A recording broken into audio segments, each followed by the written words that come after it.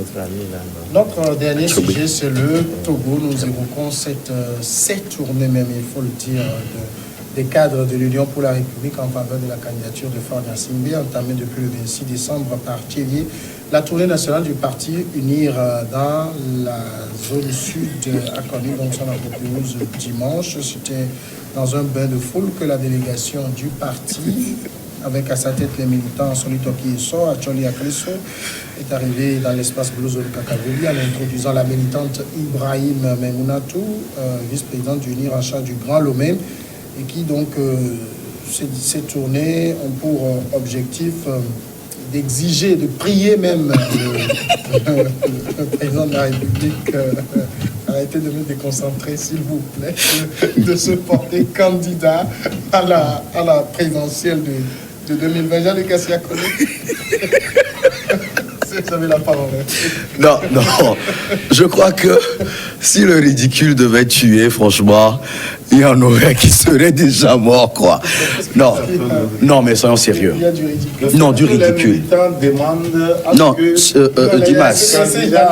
Non, Dimas.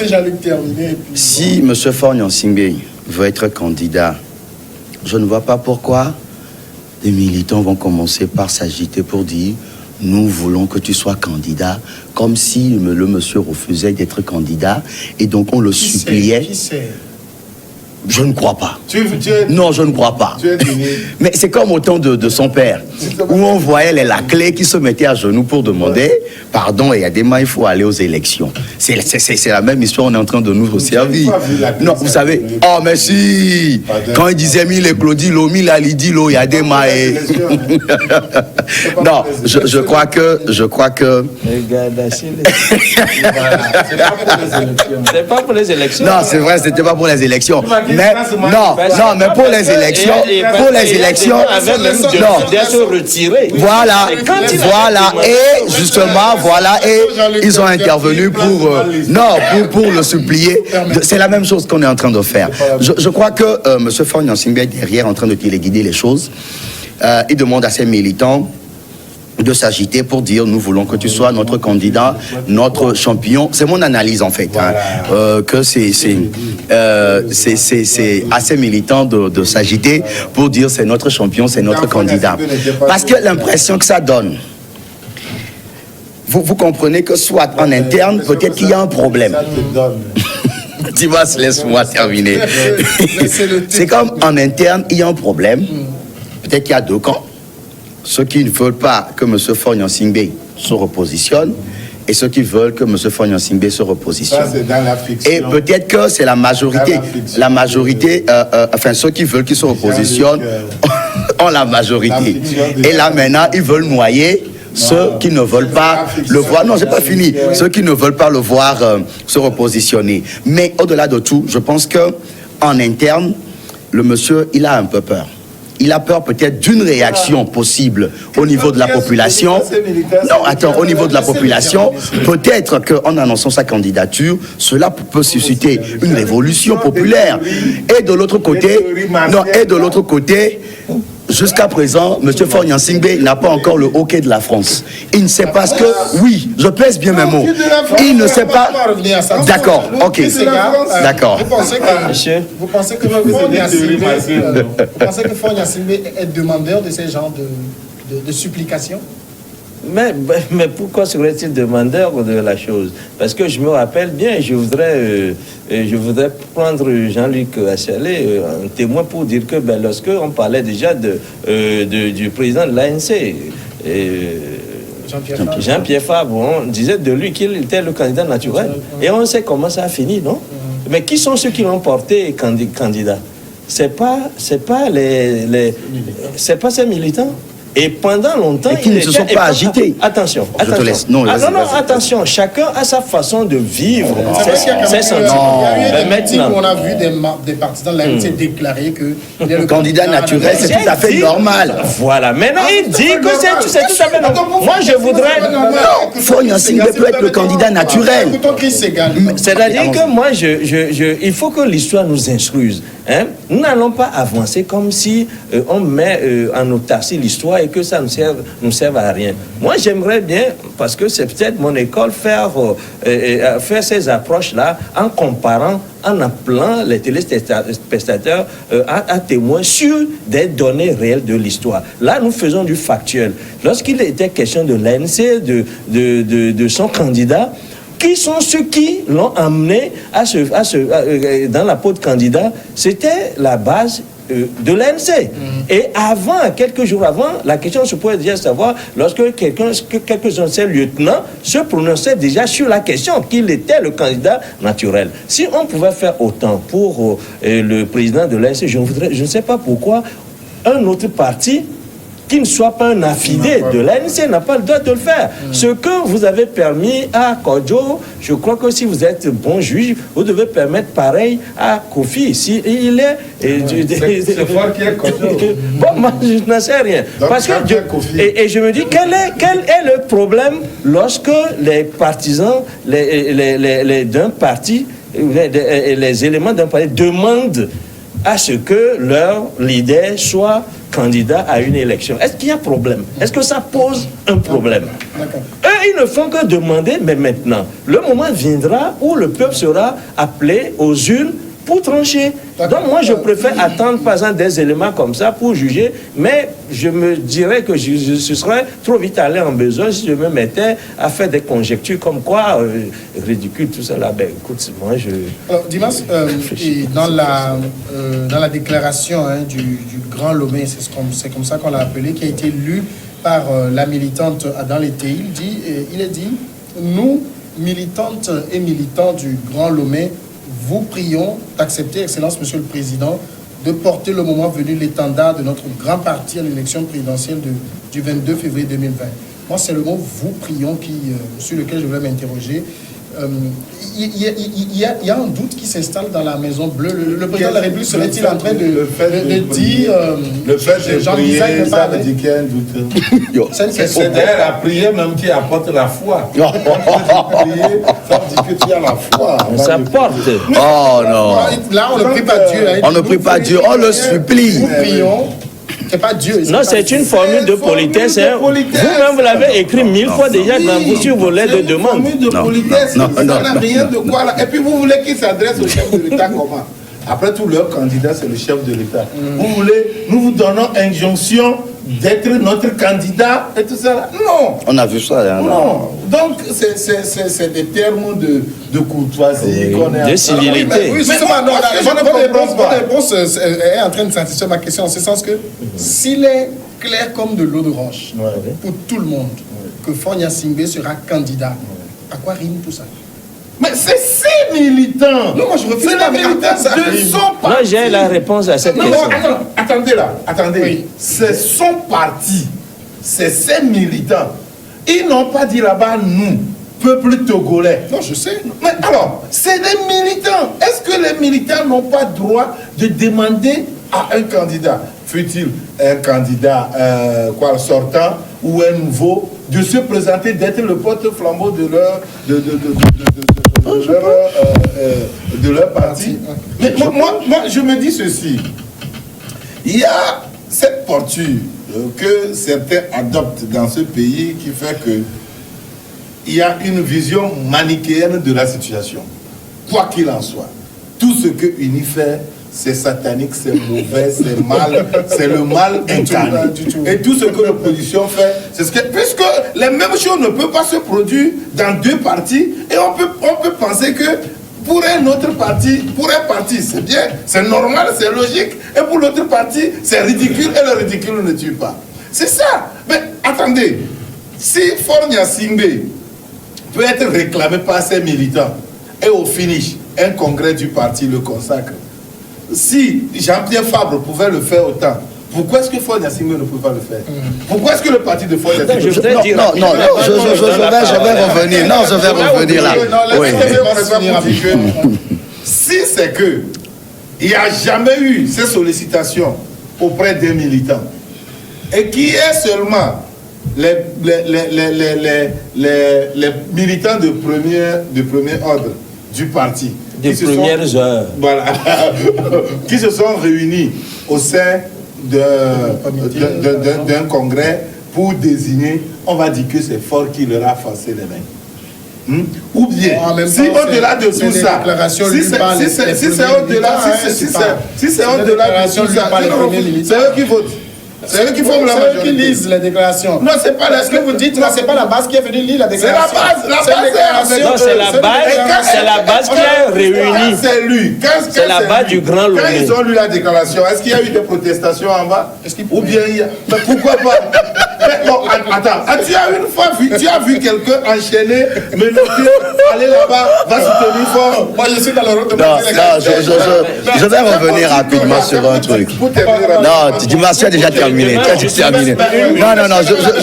place un mot et puis tu reviens. Pour dire ceci, que si c'est que Faure s'est proclamé candidat rapidement, comme Jean-Pierre Fabre l'a fait, avant même que quoi. Non, attendez, je dis proclamer. C'est proclamé. Est-ce qu'il s'est proclamé candidat, Jean-Pierre Fabre, oui, il a déclaré. Il a toujours déclaré candidat. Pourquoi il a dit qu'il a accepté la charge, la demande de cette militants. Est-ce qu'il avait dit? Pourquoi pas de la traiter de démon? Je n'ai pas entendu Podro dire ça non plus. Il dit qu'on est démon. Parce que pour lui, c'est lui seul qui refuse l'histoire de candidature unique. Je crois que non, Dimas, tu as terminé. On va dire que Faure est dictateur. D'accord. Mais là, c'est la base. C'est tout à fait normal. Alors, Chris a sorti un mot tout à l'heure. Il a dit candidat naturel. Je crois que, bon, quand il se référait à l'ANC, les militants de l'ANC ont dit que leur candidat naturel, c'est Jean-Pierre Fabre. Je crois que les militants de Union pouvaient faire autant. Dire tout simplement que notre candidat naturel, c'est M. Faure Gnassingbé. C'est ce qu'ils ont dit.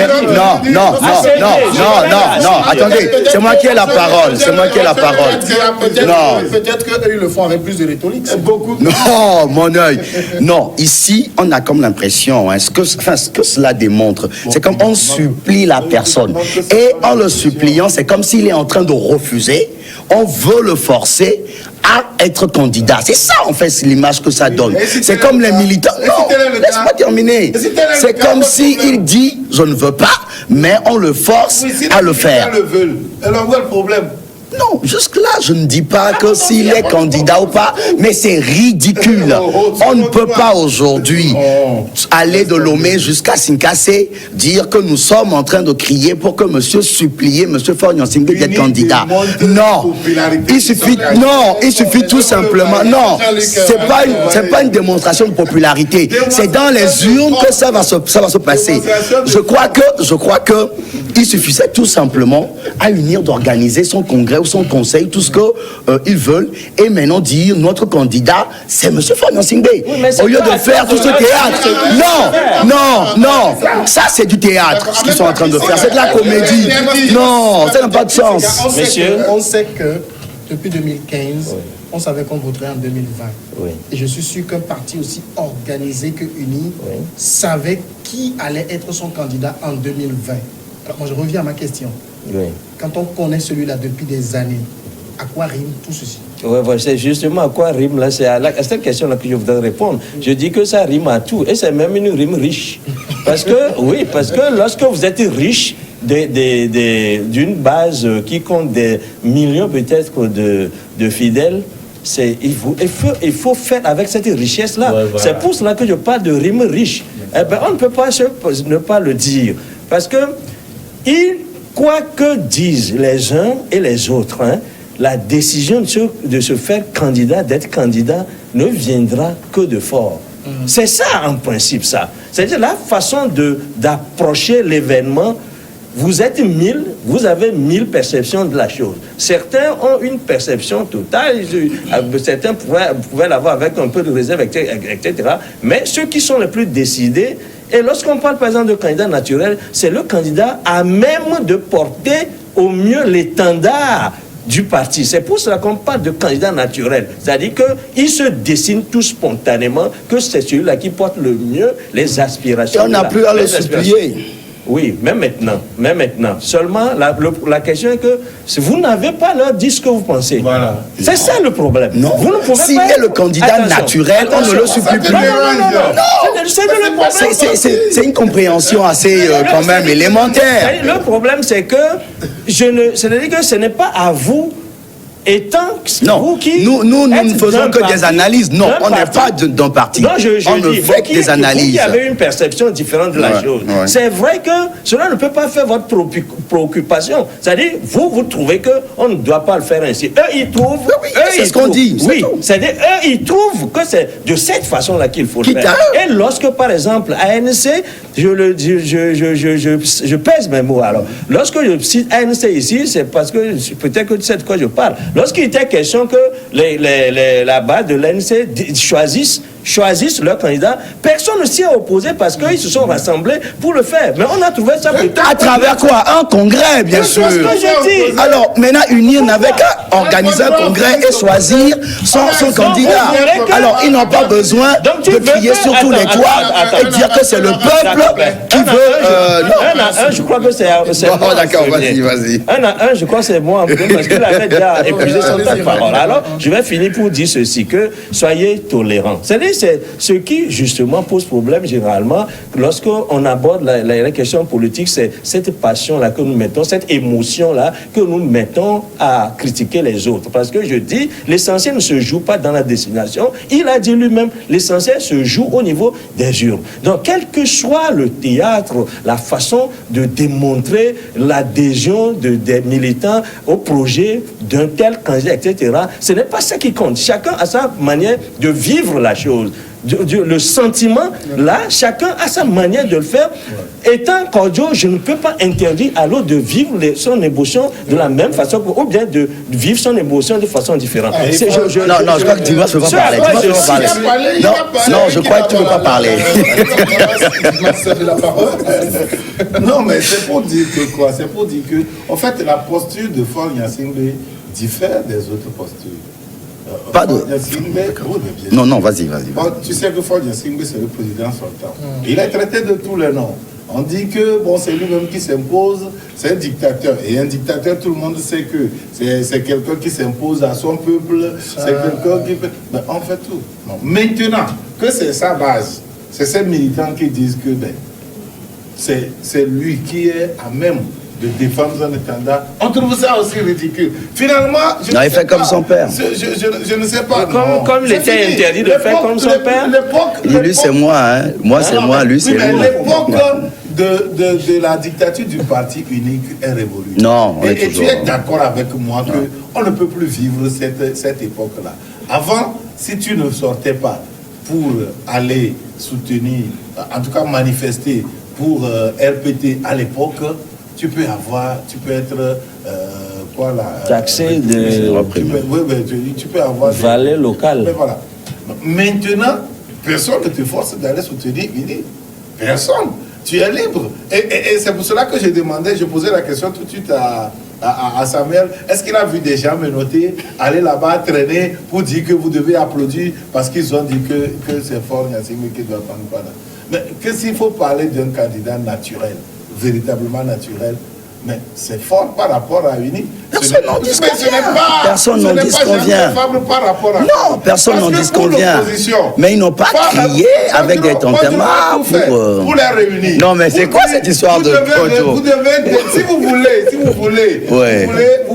être crédible devant la candidature, je ne sais pas ce que ça fait ici. De Faure Gnassingbé, il faut vous unir, dégager un candidat unique. Mais avec celui qui dit qu'il est Bobova là, il a refusé. Il a parti et hier là, pendant la eu chaud, à Kogédédi. Non, je crois que non. Dimas. En même temps, moi je suis intéressé par cet autre aspect que vous évoquez. Avec la France, je ne vois pas le rapport. Merci. Vous savez, nous avons en Afrique... nous avons en Afrique des chefs d'État que moi je considère comme des sous-préfets de la France. et des leaders de l'opposition aussi, peut-être. Non, mais peut-être, je ne sais pas. Peut-être, je ne sais pas. Alors, je dis, c'est des chefs d'État, c'est moi qui ai la parole. Hein. J'ai vu tout le bruit qu'on a fait autour d'une lettre que Félix Faure, comment il s'appelle là, Félix Tshisekedi. Non, le leader du Parti Socialiste en France a écrit à Jean-Pierre Faure. Félix Faure. J'ai vu tout le bruit qu'on a fait autour. Non, parce que l'ANC est membre du Parti Socialiste, de l'International Socialiste, et c'est pour cela. Alors, moi, je parle de celui qui est au pouvoir. Non, je parle de celui qui est au pouvoir. Et le Parti Socialiste français est en train de porter sa candidature. Et vous croyez que... Oui, mais le Parti Socialiste, le Parti Socialiste n'est pas au pouvoir en France. Si jamais demain... Pour le moment, c'est la nouvelle marche, bien la nouvelle marche de Macron qui est au pouvoir. Et je dis, on ne sait pas, peut-être que M. Faure s'imposera toujours au Togolais et il sera toujours là. Alors, ce que je dis, vous voyez, les chefs d'État sont des sous-préfets de la France et la démonstration a été faite avec... Non, on ne parle pas de Jean-Pierre Fabre, on parle de M. Faure-Gnassingbé. Alors je dis, peut-être, on ne sait pas. Peut-être. Non, peut-être, je ne dis pas que M. Fabre peut-être sera, je ne sais pas, ce Sankara ou ce Lumumba, je ne sais pas. Mais ce que je dis, qu'il est marge, c'est pas mon problème. Moi, ce que je dis, M. Faure-Gnassingbé fait partie de ces sous-préfets-là, tout comme Ouattara et consorts. Et aujourd'hui, pour être président, en tant que président, enfin, africain. Non, mais on ne parle pas de Jean-Pierre Fabre. C'est un bon ami de Ouattara. Et c'est moi qui ai la parole. Non, laissez-moi. Non, laissez-moi terminer. Et après, vous parlerez. Peut-être que vous avez la biographie de M. Jean-Pierre Fabre. Moi, je ne sais pas. Non, moi, je ne sais pas. Donc, moi, je terminerai et peut-être vous nous détaillerez la biographie de M. Jean-Pierre Fabre. Donc, je disais que c'est moi qui ai la parole. C'est moi qui ai la parole. Quand vous avez la parole, je vous laisse. Hein? Donc laissez-moi terminer. On est en train de faire un débat. On est en train de faire un débat. On est en train de faire un débat intellectuel. S'il vous plaît. Alors, je disais donc que ces chefs d'État-là sont des sous-préfets.